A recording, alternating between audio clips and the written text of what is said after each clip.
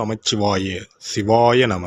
அனைத்து தமிழ் உள்ளங்களுக்கும் கனிவான வணக்கங்கள். ஆனி மாதமும் ஆடி மாதமும் இணைந்த மாதம் ஜூலை மாதமாகும். சூரிய பகவான் மிதுன ராசியிலும் கடக ராசியிலும் பயணம் செய்யும் மாதம் இதுவாகும். ஆனி மாதத்தில் நடராஜருக்கு திருமஞ்சனமும், ஆடி மாதம் வரும் அமாவாசை முன்னோர்களுக்கு திதி கொடுக்க சிறந்த நாளாகவும் உள்ளது. அம்மனின் அருளை பெறுவதற்கு உரிய ஆடி மாதம் இந்த ஜூலை மாதத்தில்தான் பிறக்கிறது. இம்மாத கிரக நிலைகளை பார்க்கும்போது மேசராசியில் செவ்வாய் மற்றும் சந்திரனின் சஞ்சாரம் உள்ளது.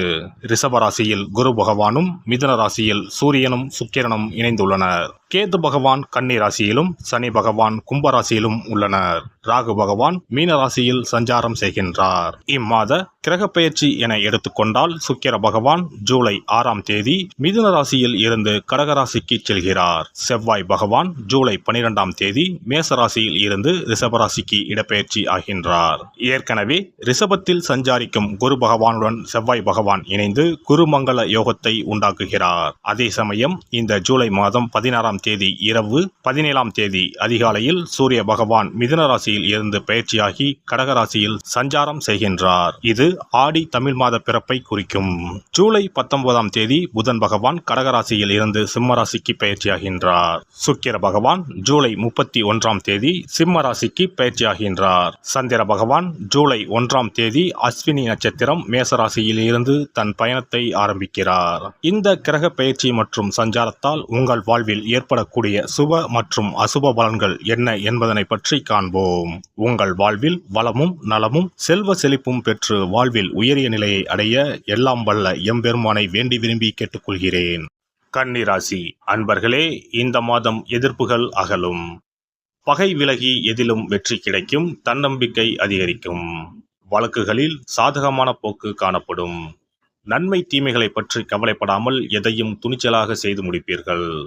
உத்தியோகத்தில் இருப்பவர்களுக்கு வீண் அலைச்சல் குறையும். எடுத்த காரியத்தை வெற்றியுடன் செய்து முடிப்பீர்கள். எண்ணப்படி எல்லாம் நடக்கும். தொழில் வியாபாரத்தில் இருந்த போட்டிகள் குறையும். உங்களது செயல்களுக்கு தடை ஏற்படுத்தியவர்கள் தாமாகவே விலகிவிடுவார்கள். பணவரத்து கூடும். தொழிலை விரிவாக்கம் செய்வதற்கான முயற்சிகளில் ஈடுபடுவீர்கள். குடும்பத்தில் இருந்த மன வருத்தங்கள் மாறி சுமூகமான நிலை உண்டாகும். கணவன் மனைவிக்கு இடையே இருந்த இடைவெளி குறையும். வீட்டில் சுபகாரியங்கள் நடக்கும். திருமண முயற்சி கைகூடும். பிள்ளைகளால் பெருமை உண்டாகும். பெண்கள் சாதக பாதகங்களை பற்றி கவலைப்படாமல் எந்த காரியத்தையும் துணிச்சலாக செய்து முடிப்பீர்கள். எதிர்ப்புகள் விலகும். கலைத்துறையினரை பொறுத்தவரை பேச்சு திறமையால் காரியங்களை சாதகமாக செய்து முடிப்பீர்கள். பயணங்கள் செல்ல நேரலாம். வீண் வாக்குவாதங்களை தவிர்ப்பது நல்லது. காரிய தாமதம் ஏற்பட்டாலும் சாதகமான பலன் கிடைக்கும். அரசியல் துறையினருக்கு எதிர்பார்த்த காரியங்கள் தடைகள் இன்றி முடியும். எதிர்ப்புகள் மறையும். பகை பாராட்டியவர்கள் பகையை மறந்து நட்பு கரம் நீட்டுவார்கள். நீண்ட நாட்களாக இருந்து வந்த பிரச்சனைகள் குறையும். மன உறுதி அதிகரிக்கும். மாணவர்களுக்கு போட்டிகள் குறையும். எதிலும் வெற்றி பெற வேண்டும் என்ற எண்ணம் தோன்றும். கல்வியில் முன்னேற்றம் காண்பீர்கள். நட்சத்திர பலன்கள். உத்திரம் நட்சத்திரம்.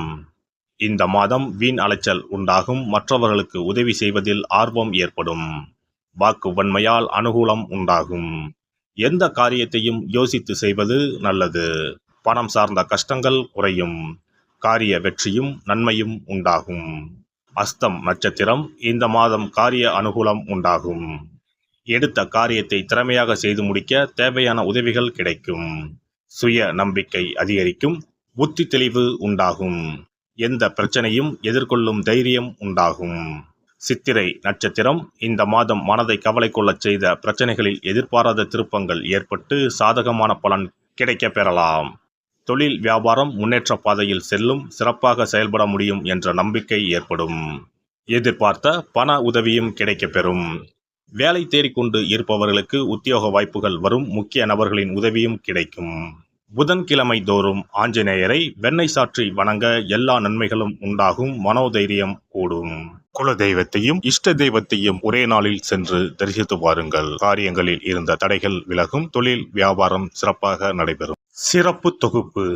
ஒரு வெற்றிலை இருந்தால் உங்கள் துன்பங்களில் இருந்து விடுபட முடியும் என்றால் நம்ப முடிகிறதா? ஆம், உங்கள் ராசிக்கும் வெற்றிலை பரிகாரம் இருக்கிறது. அவற்றிற்கான வழிபாட்டு முறைகள் பற்றி காண்போம். பண்டிகை, திருவிழா, வீட்டில் விசேஷம் என்றால் வெற்றிலை பாக்கு வைத்து உறவினர்களை அழைப்பது வழக்கம். வெற்றிலையும் பாக்கும் மகாலட்சுமியின் அம்சங்களாகும். 12 ராசிக்காரர்களுக்கும் வெற்றிலையின் மூலம் பரிகாரம் செய்ய கவலைகள் தீரும் என்பது நம்பிக்கை. வெற்றிலையின் நுனியில் லட்சுமியும், நடுவில் சரஸ்வதியும், காம்பில் பார்வதி தேவியும் வசிக்கின்றனர். மகாவிஷ்ணுவும், பிரம்மாவும், சிவனும், சுக்கிரனும் கூட வெற்றிலையில் வாசம் செய்கின்றனர். எனவேதான் பூஜை மற்றும் திருமணம் சுபமாக நடக்க வேண்டும் என்பதற்காக வெற்றிலை பாக்கு படைக்கப்படுகிறது. துன்பம் விலக உங்க ராசியின்படி இந்த மாதிரி வெற்றிலை பரிகாரம் செய்யுங்கள். வெற்றிலை பரிகாரத்தில் எல்லோரும் ஒரே மாதிரியான பரிகாரத்தை செய்தால் பலன் தராது. அவரவர் ராசிக்கு தகுந்தபடி சில இஷ்ட தெய்வங்களையும் சில கிரக தெய்வங்களையும் பொறுத்து உங்களுடைய பரிகாரத்தை மாற்றிக்கொள்ள வேண்டும்.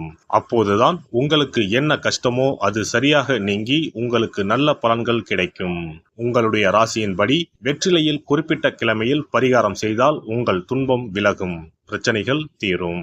மேசராசி அன்பர்கள் செவ்வாய்க்கிழமைகளில் வெற்றிலையில் மாம்பழம் வைத்து முருகப்பெருமானுக்கு நெய்வேத்தியம் செய்துவிட்டு அந்த பழத்தை உண்டால் அனைத்து கஷ்டங்களும் நீங்கும். ரிஷபராசி அன்பர்கள் செவ்வாய்தோறும் வெற்றிலையில் மிளகு வைத்து வழிபாடு நடத்தினால் துன்பங்கள் அனைத்தும் தீரும். மிதுன ராசி அன்பர்கள் புதன்கிழமைகளில் வெற்றிலையில் மிளகு வைத்து இஷ்ட தெய்வத்தை வழிபடவும்.